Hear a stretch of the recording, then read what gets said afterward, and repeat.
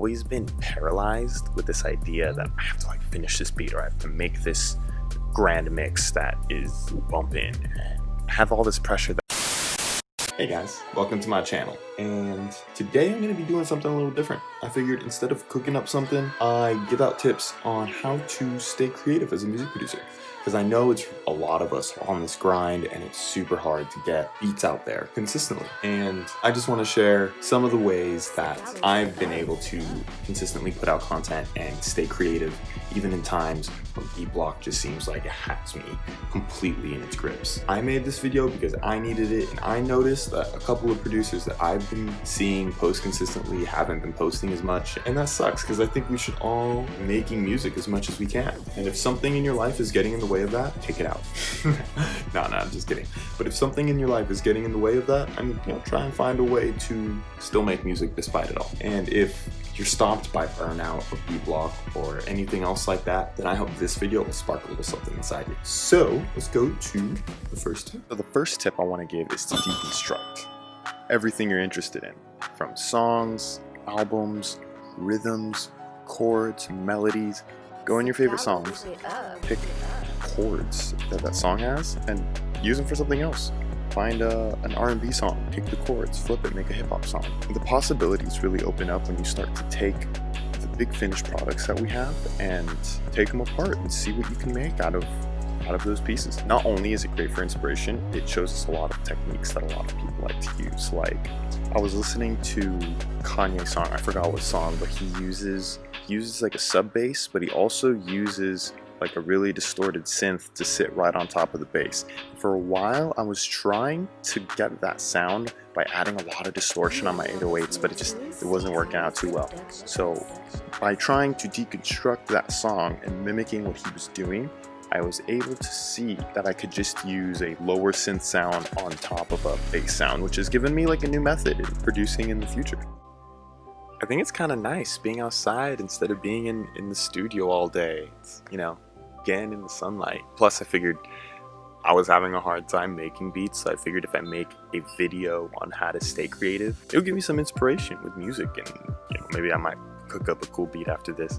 But the second tip I want to give is focusing on the process and not the product.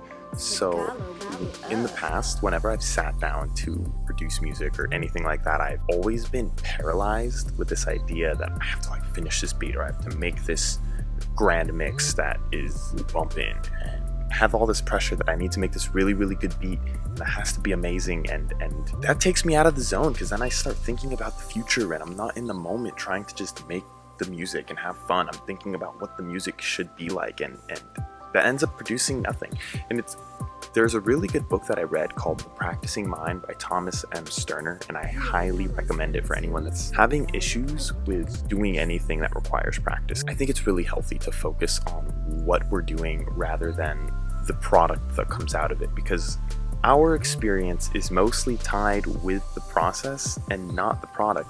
Yeah, it's cool to listen to the song, but to produce music, you want to be producing the music. You want to be able to make something out of the nothing, and I think that comes from focusing on the process. So a way that I've been able to do that recently is I've been focusing on just trying to produce for 30 minutes every day, and every couple days, or like I think every 2 weeks, every 2 weeks I just increase it by 1 minute. So I focus on just doing the reps, getting the time in, rather than focusing on getting one beat in per day, because getting one beat in per day paralyzes me. It freezes me. I get beat block and I don't know what to do. But just thinking, okay, I have to sit here and just make music for 30 minutes. I'm not really focused on what's going to come out at the end. I'm just kind of focused on having a good time. And yeah, that's kind of how I started doing the Whip It Up Wednesdays too. I would just focus on sitting down for the time, getting my reps in, and after a while I end up having beats finished, and now I have like stock where I have beats that are just sitting on deck waiting to be uploaded. It's really game-changing stuff, man. Focusing on the process and not the product. Tip number 3 is to study other crafts.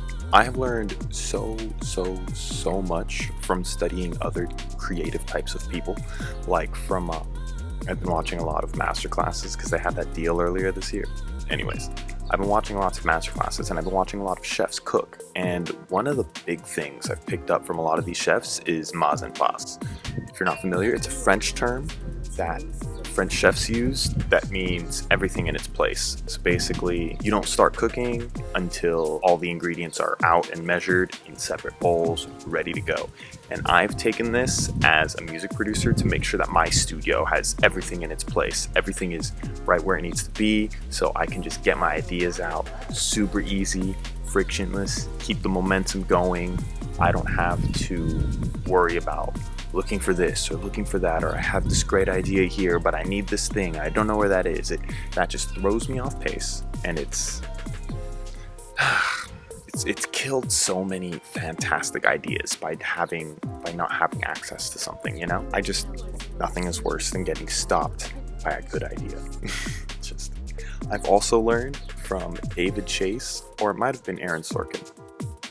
I learned from David Chase, the creator of The Sopranos, that sometimes you have to kill your babies to tell the story. And by that, he means he's come up with amazing storylines and character ideas that didn't make the final cut of the show because it got in the way of the story he was trying to tell.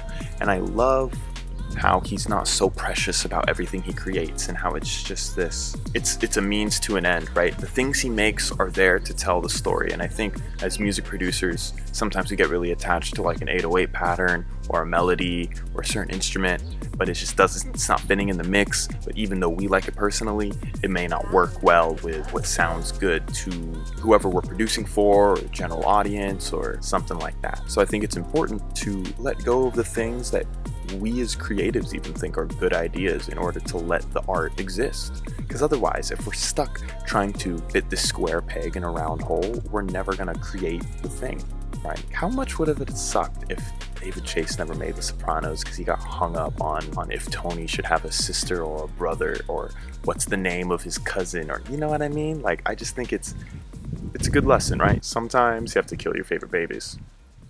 The fourth tip that I have for you guys is to just get 1% better. Honestly, none of us are really good at anything right off the bat. I know I'm god-awful at things when I first try them, but I also know that when I stick to it, I become really, really, really good at things. But that all takes time, and I think that comes from letting go of trying to make everything so perfect right off the bat. I think we should just do something do something like crap the first time and just focus on getting 1% better the next time. So I like to set weekly goals every week, weekly deadlines on either blog posts or beats or videos. Like you guys know, I do Whip It Up Wednesdays, so every Wednesday I do a video documenting my music making process, even though today I'm doing this video. But usually what I do is every Wednesday I just try and focus on getting one thing 1% better than it was the last week. So this week it may be like color grading, or the sound, or my camera presence, or the beat, or a certain aspect of the beat. Like I want my drums to hit harder in this beat this time, or I just want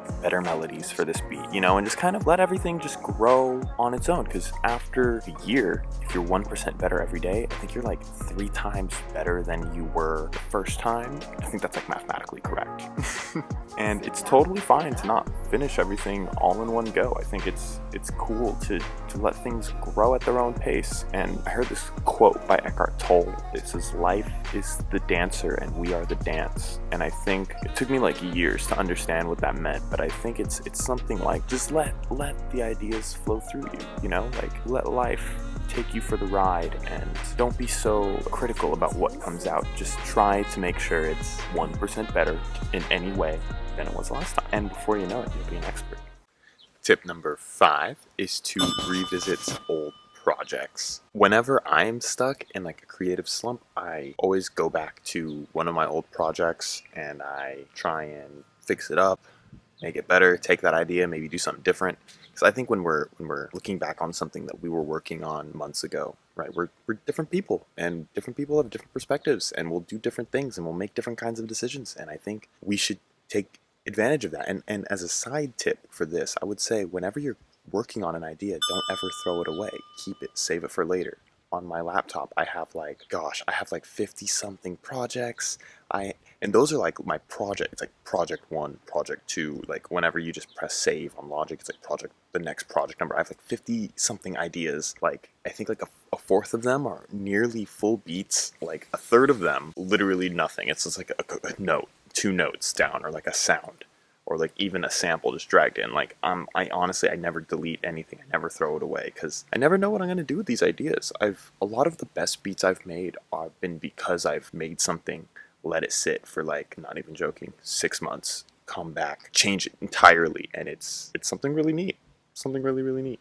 So yeah, revisit old projects.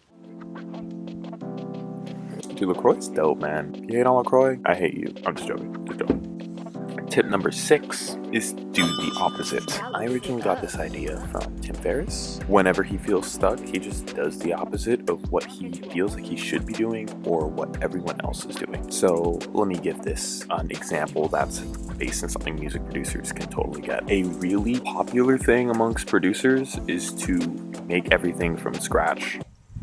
How about making a song where nothing's made from scratch, where everything is stolen? In that way, you still make a song that is unique and would have not been made if you didn't make it, and it's also doing the opposite of what everyone else is doing. Or using drum loops. I think that's a really that's a big hot button topic with music producers. Don't use freaking drum loops. If you use drum loops, then you're that rule is stupid. It's made up. No one decides no one writes these rules down. It says all music producers can never make loops. Use a song with loops. There you go, right? Do the opposite. I think Tim says something like, Tim Ferriss, if you don't know Tim Ferriss, totally check him out. He basically says that anyone could do anything for 2 days. So do the opposite for 2 days. Just see what happens. Tip number 7 is to create constraints. I'm gonna get a little religious on everybody, but I think it's relevant even in a secular perspective. So the Bible says that we're made in God's image and that we have been given divine powers of creation. And I think the thing that separates us from God is that we're limited. And I think that's part of why we were created in the first place, right? It's like combining the infinite with the finite. And in that finite, you get something beautiful. And I think that's kind of how we approach creating things too, because we don't know what we're creating until we know what we're creating, until it has to be narrowed down into this or that, this or that. So when making music, I like to impose constraints. They don't have to be really thick, and if they don't work, you can just throw them off to the side. You just use them to get the idea going. So what I like to do is either start with like a genre, or start with like a set of chords, or start with a certain sound, or start with a time limit, or you see those videos all the time on YouTube, right? Like I made a beat using this instrument, using the LaCroix can, you know? Make constraints however they are to get the ball rolling. And once you get the ball rolling, take the constraints off. You know, you're not in prison. You're not forced to do anything you don't have to. And I think just using constraints to get the ball rolling is a fantastic way to stay creative as a YouTube music producer in 2020. So the 8th tip I want to give you guys is to step back. I was watching Timbaland's masterclass on producing and beat making, and he had a quote in there that I really liked. He said, the love just don't die like that. And I think that's a really good idea, right? At least for me, I used to get really apprehensive about stepping away from producing or from music for a while because I was worried that I would, I don't know, lose my passion for it, or I wouldn't be able to pick it back up. Or, you know, I've realized that that's a load of garbage because I'm super passionate about music and I really love it. And if you're watching this video, I'm sure you really, really love music too. So if you're having trouble making it, just take a step back. You know, the love just don't die that easy. And I find that whenever I stop making music, I have all the ideas to make music, you know? And I think it's because our brain has 2 modes of thinking. There's focus thinking and diffuse thinking. Focus thinking is like what we're doing when we're sitting in the studio trying to figure out like our composition. We're just sitting there and we're like thinking, okay, well, this is the next sound, this is the next chord, this should do this should do that. But diffuse thinking is like, you know, when we're showering or we're taking a walk or we're like doing the dishes or something, our mind just kind of has this idea. And I think it's because our mind is constantly working on things in the background and it's making connections that we wouldn't otherwise make. And yeah, I think we should use that to our advantage as creative people, as music producers. Let our minds make the connections without us having to try to make them. Rig the game to win. And tip number 9 is to make gifts. I got this idea from Austin Kleon's book, Keep Going. I think it's pretty good. Honestly, I liked his other 2 books, Show Your Work and steal like an artist way better. But this was really great. It had a lot of awesome tips for staying creative. So if you're really into what you just saw in this video and you want more, I highly recommend checking out his book. Yeah, so I think when we make gifts for other people, it takes out a lot of the insecurities that we feel with our own art, because when we're focusing on trying to make a beat or trying to make a song, we're focused on, does this sound good? Are we making the right decisions? Do we know what we're doing? Is this going to reflect badly on me? We have all these thoughts that just run around in our heads, and I feel like when we're making gifts, it takes all of that attention away from us and brings it onto either someone else or onto whatever gift we're making, and I think that really kind of helps with getting the creative flows going. And as a gift to you guys, I have a free drum loop kit. Oh, Chris, every producer in the world thinks using drum loops is for... I know, everyone hates drum loops. But like I said in tip number 6, do the opposite. Everyone's not using drum loops, use these drum loops. Do things differently. The link for my drum pack is in the description below. It's called Momentum. It's designed to keep the beat going, keep the feeling going, keep the creation going without having to spend a lot of time on the drums. Because for me, like whenever I'm making music, you guys have seen it on Whip It Up Wednesdays, I'm always putting in drum loops to keep the beats going, keep the motion going while I'm making things, getting my ideas down. Just got a bunch of loops, organized them by genre, and I'm putting it out there so you guys can easily just drag them in, use them for whatever you need to, keep the creative juices flowing. If you've gotten this far in the video, I thank you very, very, very much for hanging out with me. If you got any value from this, hit the like button. If you're new here, consider subscribing. I upload 3 times a week, videos all about music production, and yeah, download Momentum right now. Cook up some beats, get the momentum going. Use any of my tips, stay creative, and leave a comment below. Let me know what your favorite tip was. Let me know if anything was eye-opening, if you guys want me to keep doing Whip It Up Wednesdays, or if you guys want me to do more of these tip videos. Anyways, I'll catch you guys in the next one.